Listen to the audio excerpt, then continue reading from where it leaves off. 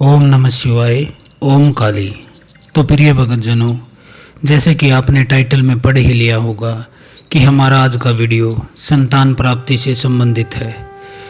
जिस भी किसी माता बहन के यहाँ संतान की प्राप्ति नहीं हो रही है, गर्भधारण नहीं हो रहा है, या फिर संतान पेट तो पड़ जाती है लेकिन महीने 2 महीने 3 महीने में वह खराब हो जाती है, या फिर संतान पैदा होने के बाद भगवान को प्यारी हो जाती है, ऐसी स्थितियों में यदि आप फंसे हैं तो सबसे पहले मैं भगवान श्री राम से प्रार्थना करता हूँ कि किसी को जीवन में ऐसा कष्ट न दे, और जिनको यह कष्ट यह दंड मिला है उनके दंड को प्रभु आप अपने प्रेम और करुणा से माफ़ कर दीजिए, और संतान प्राप्ति के जो उनके मार्ग हैं उनको प्रशस्त कीजिए। तो इस तरह से हम श्री राम जी को प्रार्थना करके यह वीडियो की शुरुआत करते हैं।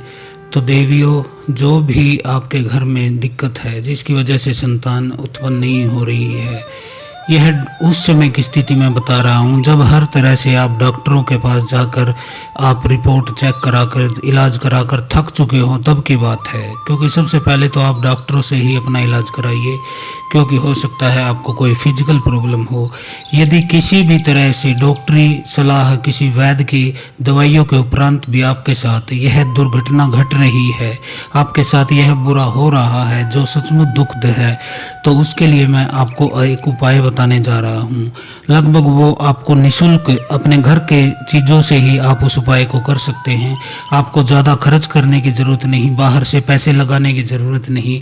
बिल्कुल ये घरेलू साधना मैं आपको दे रहा हूँ, क्योंकि मैं जानता हूँ अधिकतर माताएं बहनें जो हमारी हैं वो गरीबी की स्थिति में रहती हैं, जिनके पास न ज़्यादा पैसा होता है घर चलाने के लिए ही, तो फिर ऐसे उपायों के लिए वो ज़्यादा पैसा कहाँ से लाएंगी।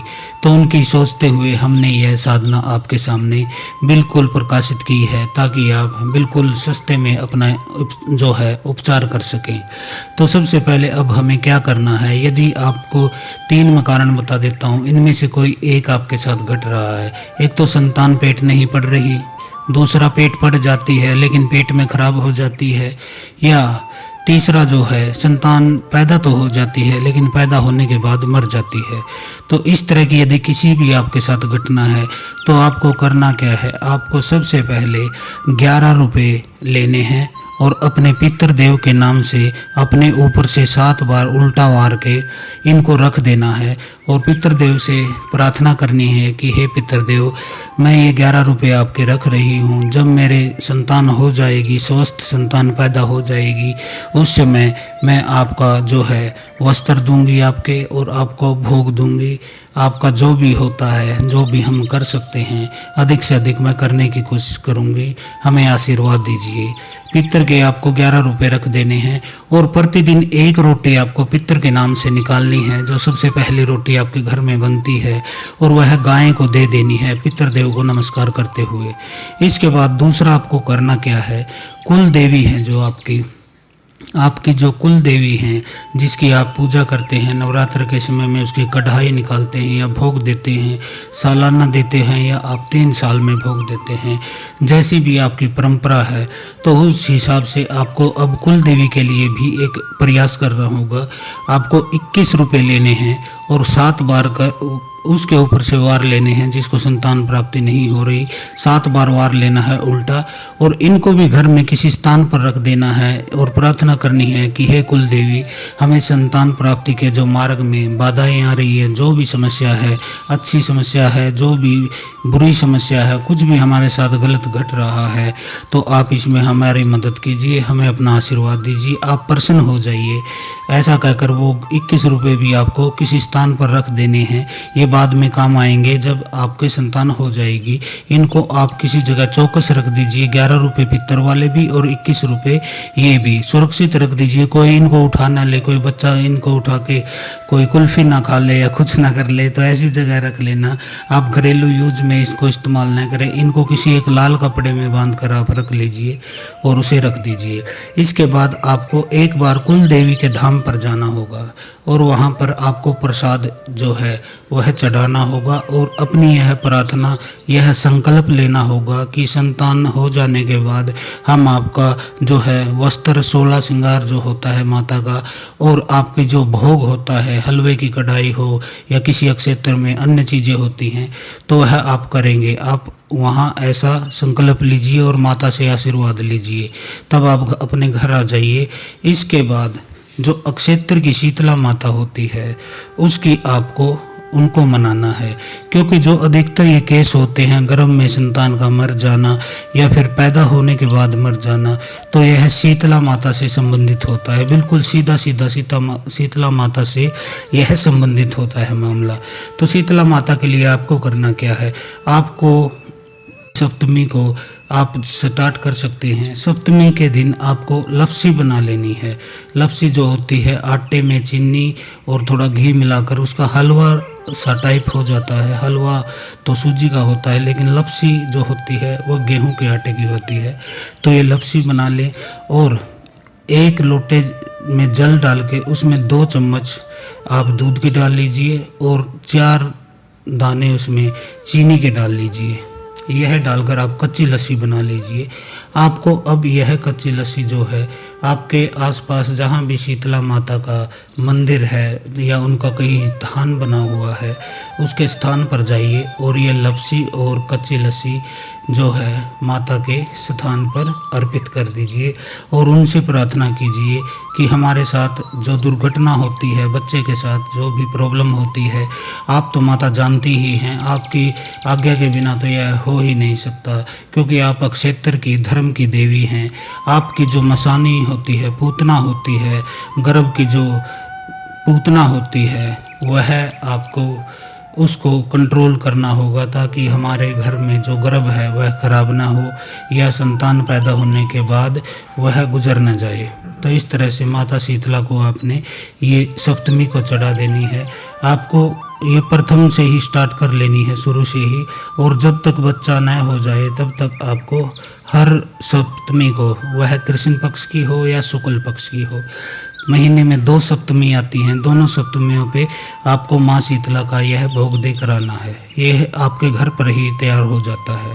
इसके बाद जिसका गर्भ पड़ने के बाद बच्चा खराब होता है, मान लीजिए पहले महीने में, दूसरे महीने में, तीसरे महीने में, जब भी गर्भ खराब हो जाता है तो उस स्थिति में आपको क्या करना है, आपको किसी ऐसे वृक्ष की लकड़ी लेके आनी है जिस वृक्ष पे किसी ने फांसी ली हो या आत्महत्या की हो। तो उस वृक्ष की आप लकड़ी ले आइए। उस लकड़ी को काट कर एक छोटा सा आप एक बना सकते हैं जो कि गले में बांधा जा सके। उस लकड़ी से आप काट कर ऐसा बना लीजिए, उसमें से धागा निकाल कर उसको आपको गले में बांधे रखना है पूरे 9 महीने तक, जब तक कि संतान उत्पन्न न हो जाए।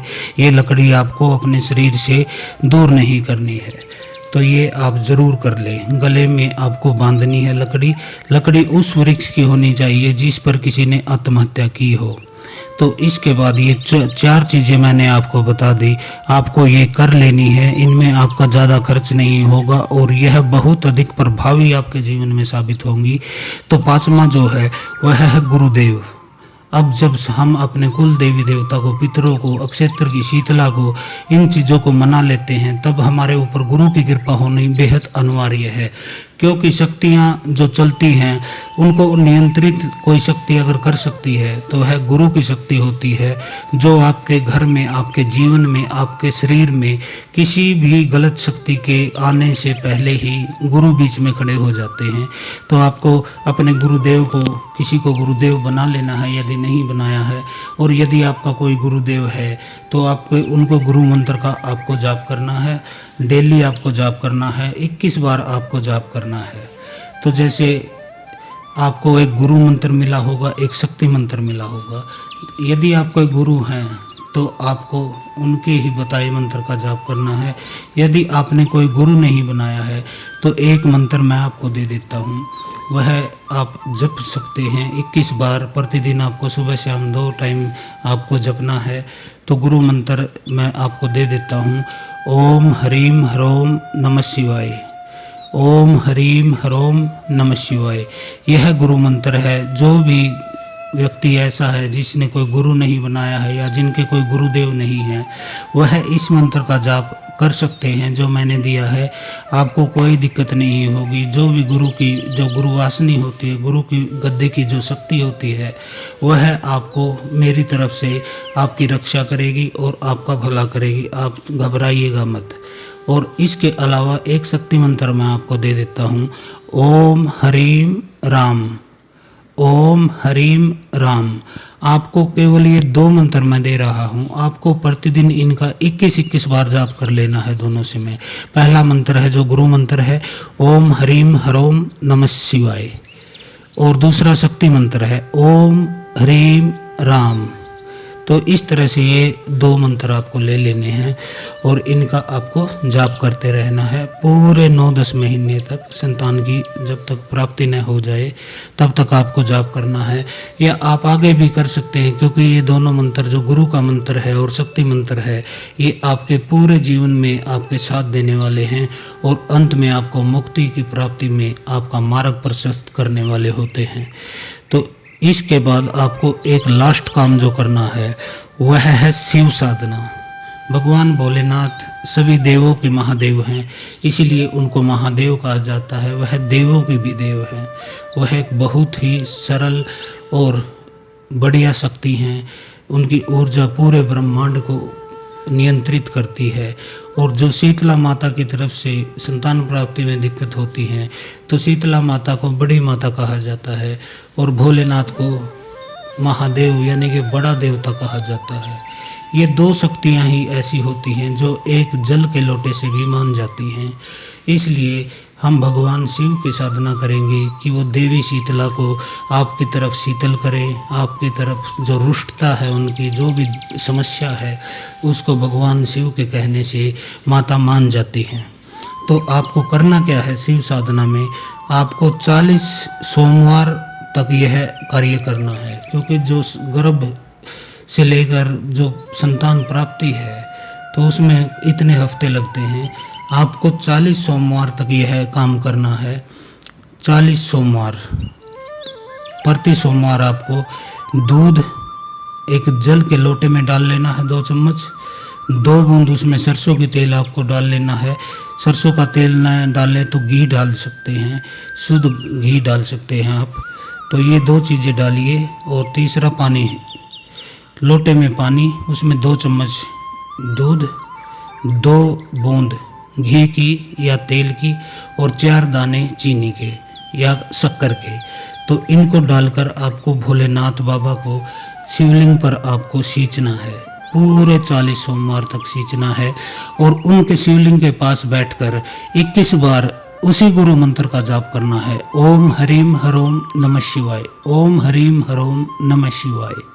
तो इस मंत्र का आपको फिर से 21 बार जाप कर लेना है प्रति सोमवार शिवलिंग के पास बैठकर। और उनको जो है पानी में दूध मिला के, तेल और चीनी डाल के उनके शिवलिंग को सींच देना है और उनसे प्रार्थना करनी है आपको हर सोमवार कि हे भोलेनाथ, हे महादेव, हे देवों के देव, आपकी कृपा यदि मुझ पर हो जाए तो मुझ अभागी को संतान की प्राप्ति हो जाए। इसमें आपका जरा सा भी कुछ नहीं लगना और मुझे वो मिल जाएगा कि जो मेरे पूरे जीवन में सबसे बड़ी चीज़ है। तो आपको पिता के रूप में मैं स्वीकार करती हूँ। आज के बाद मैं दुनिया में न किसी की निंदा करूँगी, न चुगली करूँगी, न कोई चोरी करूँगी, न किसी का जो है अपना अहंकार या घमंड दिखाऊँगी। बिल्कुल सादा सिंपल जीवन जो भगवान ने भेजा है हमें जिस उद्देश्य से, उसके रास्ते में मैं चलूँगी। और बाबा भोलेनाथ आपकी कृपा से मेरा ये काम हो जाए, मैं आपके जीवन भर तक पूजा करती रहूँगी। तो इस तरह से आपको बाबा भोलेनाथ को मना लेना है। आपको ये 40 सोमवार तक करना है। इसके बाद आपका काम बन जाता है। आपका 9वें महीने 10वें महीने के आसपास आपको सुंदर, ऊर्जावान और बेहद जो पॉजिटिव जो थॉट होती हैं, जो पॉजिटिव शक्तियाँ होती हैं, इस तरह की संतान की प्राप्ति हो जाती है और आप अपने जीवन में वो प्राप्त कर लेते हैं जिसकी आपको सबसे अधिक ज़रूरत थी। यह बाबा भोलेनाथ की कृपा है, यह माँ देवी शीतला की कृपा है, ये आपके कुल देवी की और आपके जो गुरुदेव हैं, क्योंकि शक्तियाँ अलग अलग होती हैं, वो अलग अलग तरीके से काम करती हैं, लेकिन उन शक्तियों को एक मनके की तरह एक माला में पूर कर एक गुरु ही स्थापित कर सकता है। जो गुरु सभी शक्तियों को माला उनकी पोर लेता है, पिरो लेता है और आपके गले में डाल देता है, जिससे आपका जीवन में जो कमी थी, जो आपको लोग ताने देते थे कि आप बांझ हैं, आप कुलघाती हैं, आप मनहूस हो, बदकिस्मत हो, इस तरह के जो ताने आपको जीवन में देते थे, ये उन लोगों के तानों के आप सुन सुन कर रोते थे, दुखी होते थे, परेशान रहते थे। कई बार तो ऐसा होता है कि मर जाने का भी इसमें मन करता है, इतने परेशान हम हो जाते हैं।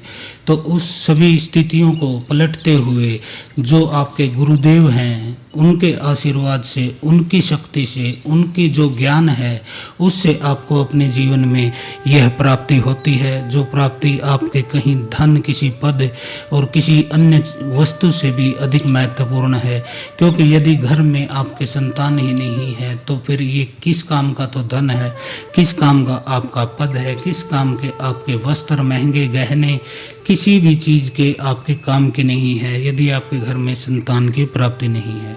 तो इस तरह से गुरुदेव की कृपा से आपके घर में यह खुशियाँ आ जाती है। यह जो आनंद है, जो संतान प्राप्ति का आनंद है, आपके परिवार में उसकी सुगंध घुलने लगती है, उसका आशीर्वाद, उसका प्रताप आपके घर में आपके ऊपर होता है।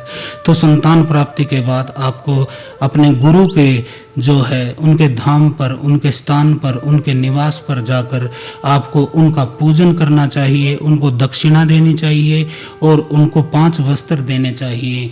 जैसा आप दे सके, आपकी अक्षमता हो, आपकी श्रद्धा हो, आप महंगा सस्ता जो भी करके अपने गुरुदेव के यहाँ देकर आ सकते हैं अपना कार्य पूरा होने के बाद। और जीवन में उन गुरु के शरण में आपको बने रहने की ज़रूरत है, क्योंकि गुरु की महिमा तो इतनी है कि यदि कलयुग भी कहीं आता है तो गुरु के प्रभाव से वह घर के बाहर ही खड़ा रह जाता है, दरवाजे से अंदर प्रवेश नहीं कर पाता।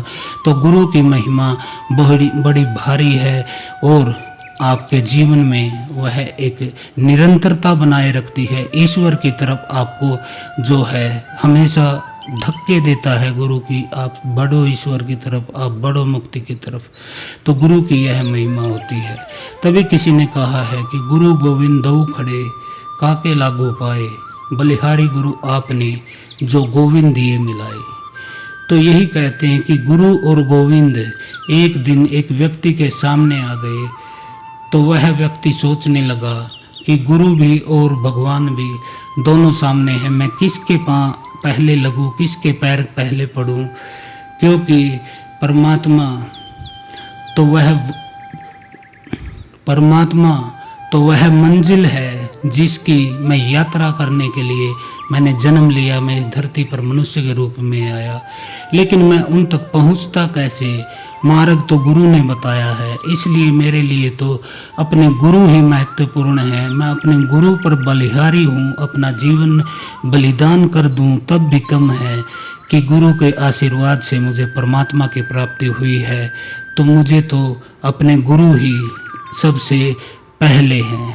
तो ऐसी स्थितियाँ होती हैं, जो लोग गुरु के आशीर्वाद से, उनके जो दिए हैं नाम मंत्र दिए उन्होंने, उनका सच्चे हृदय से जाप करते हैं, उनके बताए रास्ते पर चलते हैं, पर निंदा, पर नारी, पर धन, पर पद, इन चीज़ों की मोह नहीं करते, अपना सेवा कमाते हैं, ईमानदारी से खाते हैं और किसी का बुरा नहीं करते, कोई हिंसा नहीं करते, किसी को अपने वाणी से, अपने शरीर से, अपने कर्म से किसी को पीड़ित नहीं करते, हिंसा नहीं करते किसी के प्रति।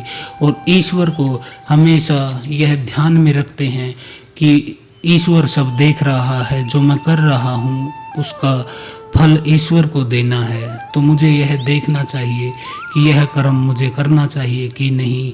किस कर्म को आपकी आत्मा इनकार करती है वह पाप है, जिस कर्म को आपकी आत्मा स्वीकार करती है वह पुण्य है।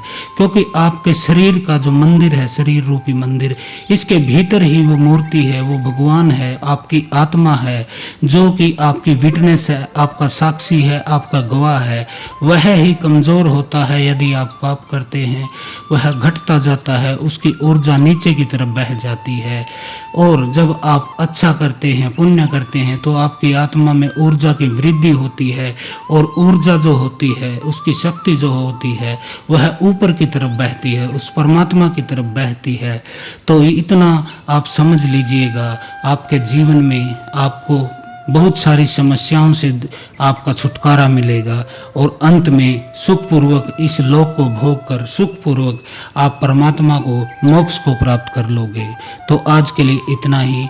हर हर महादेव। ओम काली। जय गुरुदेव।